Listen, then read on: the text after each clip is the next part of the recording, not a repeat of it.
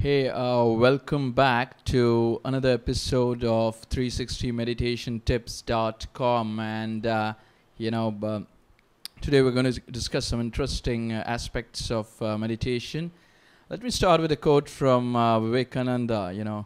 Before the sun, the moon, and the earth, before the stars or the comets free, long before time was ever born, I was, I am, and I will be.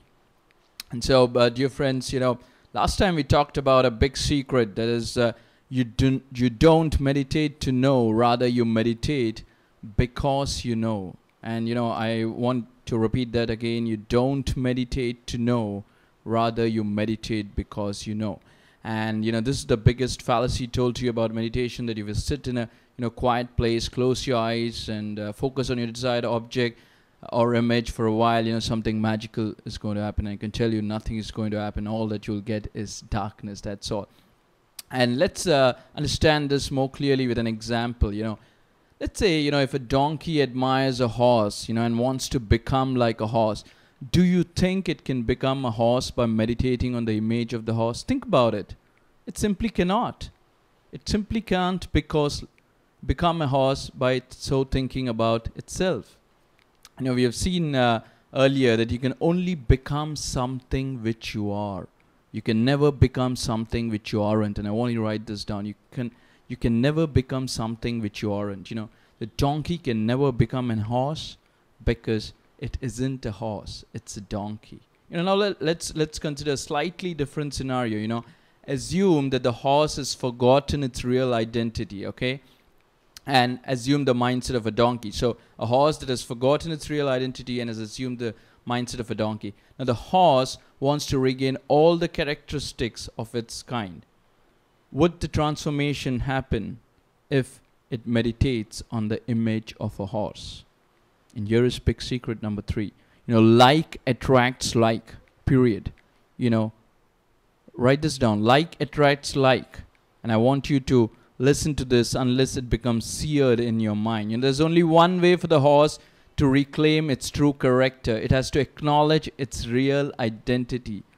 I am a horse and I have all the characteristics of a horse. It doesn't matter if I had assumed all the donkey mindset for decades. Time can't eliminate the essence of my being. I was, I am, and I shall be a horse always. As the horse contemplates these words, a strange power overtakes him. The light of transformation pierces the veil of the donkey mindset, and for the first time after many years of ignorance, the horse is able to reflect upon its own existence without any effort or imagination. And this is the key. The soul of the horse had merged into the spirit of the other horse it was meditating on. Like had attracted like. If you want to become like a Buddha, you have to meditate on the image of the Buddha through the mind of the Buddha. That's the only way. Let me repeat. If you want to become like a Buddha, you have to meditate on the image of the Buddha through the mind of the Buddha. That's the only way. You can't use your own mind to focus on the greatness of Buddha. You have to let it go. So say to yourself, I admire Buddha because I see in him all those characteristics which appear latent in me. My current level of consciousness is what's stopping me from expressing my real nature. I come from that same source which produced the great Buddha. Time can't eliminate the essence of my being. I was, I am, and I shall always retain the core characteristics of Buddha. That which fire cannot burn, the wind cannot dry, the water cannot wet. That force, that power, that love, that peace called Buddha exists in me, and I in him. And this is the biggest lesson to learn, my dear friends. If you want to plumb the depths of your consciousness, start by acknowledging that you are complete. All those characteristics which you are chasing or which you admire in others already exist in you in a seed form. And meditation is the process which lends power to transform this seed into a fully grown ripe fruit. There's nothing magical happening in meditation, just like there's nothing magical about a seed which in time grows into a fruit, right? So there's nothing magical happening in meditation, just like there's nothing magical happening about a seed which in time grows into a fruit. Meditation is all about acknowledging your greatness. First, you got to know who you are, know that you are a horse, and then acknowledge that greatness. Know that you're a lion and then acknowledge your greatness. Know your real nature and acknowledge your greatness. That is what it is. Plain and simple. It reminds you that you don't possess the fruit right now, but you own the seed. This lends you power. This lends you power. It gives you ownership.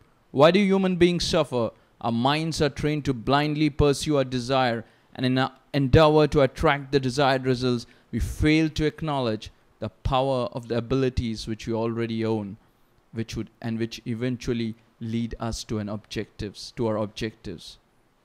We got to remind ourselves that which we seek, we already own. I want to repeat this. That which we seek, we already own. And I want to leave you with this statement that that which we seek, we already own. I'll see you tomorrow, same time, with another episode of 360meditationships.com. Thanks and God bless. Bye.